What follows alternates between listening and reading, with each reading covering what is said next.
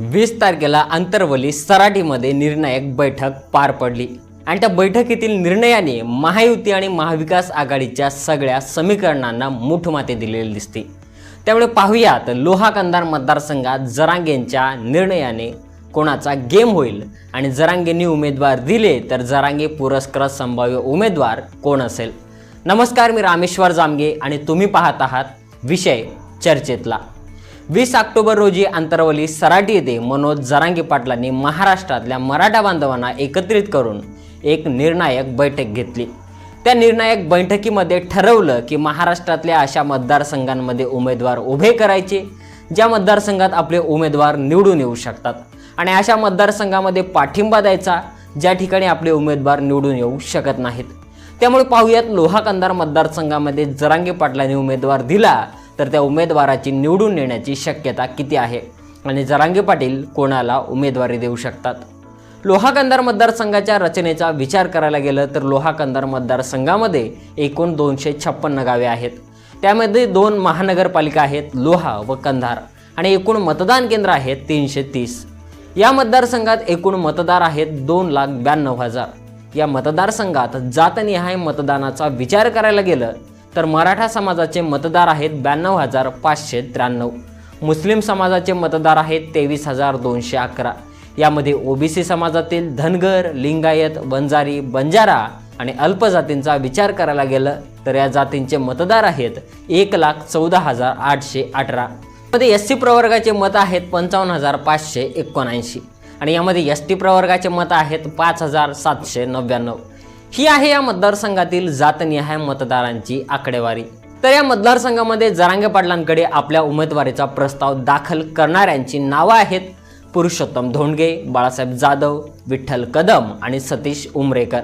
यामध्ये बाळासाहेब जाधव आणि विठ्ठल कदम मराठा चळवळीतील कार्यकर्ते आहेत। बाळासाहेब जाधव हे शेतकरी चळवळ आणि मराठा चळवळीमध्ये अग्रेसर असतात। लोहा तालुक्यामध्ये चळवळीच्या माध्यमातून त्यांनी चांगले नाव कमावलेलं आहे। तर विठ्ठल कदम हे मराठा चळवळीमध्ये अग्रेसर असून वकिली क्षेत्रामध्ये त्यांचं योगदान आहे। हे दोन्ही नाव कसलाही राजकीय वारसा नसलेल्या सर्वसामान्य विस्थापित कुटुंबातील आहेत। तर प्रस्थापित आणि राजकीय वारसा असलेल्या कुटुंबांमधून पुरुषोत्तम धोंडगे आणि सतीश पाटील उमरेकर हे 2 नावं आहेत। सतीश पाटील उमरेकर हे शिवसेना उद्धव बाळासाहेब ठाकरे गटाचे नेते आहेत। त्यांनी शिवसेना उद्धव बाळासाहेब ठाकरे पक्षाच्या तिकिटावरती आपला दावा टाकला होता आणि त्या पद्धतीचा प्रस्तावही त्यांनी पक्षाकडे पाठवला होता।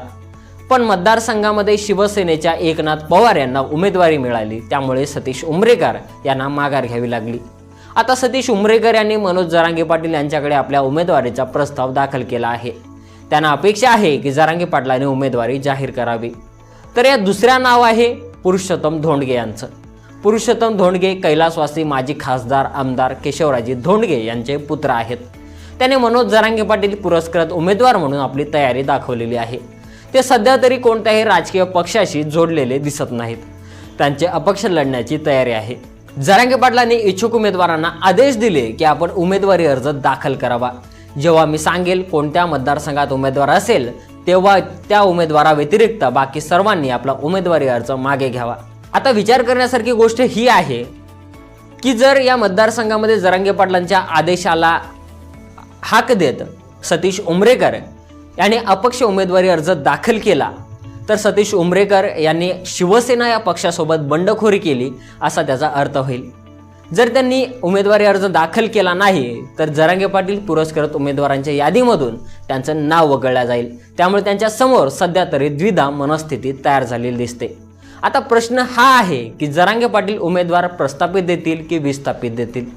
जरांगे पाटलांनी उमेदवार दिला तर या मतदारसंघामध्ये श्यामसुंदर शिंदे, प्रतापराव पाटील चिखलीकर आणि एकनाथ पवार या तिघांनाही फटका बसण्याची शक्यता आहे। कारण तिघांचाही मतदार हा मराठा समाज बहुसंख्य आहे आणि जर या मतदारसंघामध्ये जरांगे पाटलांनी विस्थापितांमधील उमेदवार दिला तर मराठा समाजाचे मतदान हे त्या उमेदवाराला पडेल यात शंका नाही। पण प्रस्थापितांमधील पुरुषोत्तम धोंडगे यांना जर उमेदवारी मिळाली तर पुरुषोत्तम धोंडगे यांच्या राजकीय वारशाचा विचार करायला गेलं तर केशवरावजी धोंडगे यांनी दलित आणि 18 पगड जातीतील लोकांसाठी काम केलेलं आहे। लोहा कंधारमधील वाडी, वस्ती, तांडे इथपर्यंत ते पोहोचलेले होते। कदाचित त्यांच्या वडिलांच्या या कार्याचा फायदा पुरुषोत्तम धोंडगे यांना होऊ शकतो आणि ओबीसी मध्ये असलेले अल्पजाती पण बंजारा आणि धनगर आणि मुस्लिम समाजाचे मतही पुरुषोत्तम धोंडगे यांच्याकडे येऊ शकतात। या मतदारसंघात धनशक्तीचाही प्रभाव मोठ्या प्रमाणात दिसून येतो। मागील निवडणुकीचा विचार करायला गेलं तर 2009 मध्ये शंकरराव धोंडगे यांनी 81,539 मतं घेऊन विजयी झाले होते। 2014 मध्ये प्रतापराव पाटील चिखलीकर यांनी 92,435 मतांवर विजय मिळवला होता। तर 2019 मध्ये श्यामसुंदर शिंदे यांनी 1,01,668 मतांनी विजय मिळवला होता। मागच्या आकडेवारीचा विचार करायला गेलं तर साधारणतः या मतदारसंघामध्ये निवडून येण्यासाठी 80,000च्या वर मतदान मिळवावे लागते।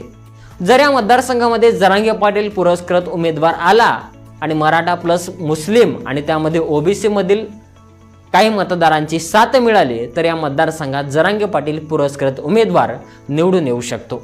जरांगे पाटील पुरस्कृत उमेदवाराच्या बाबतीत हा मतदारसंघ थोडा किचकट वाटतो, कारण या मतदारसंघामध्ये राजकीय पक्षातील 3 उमेदवार मराठा आहेत।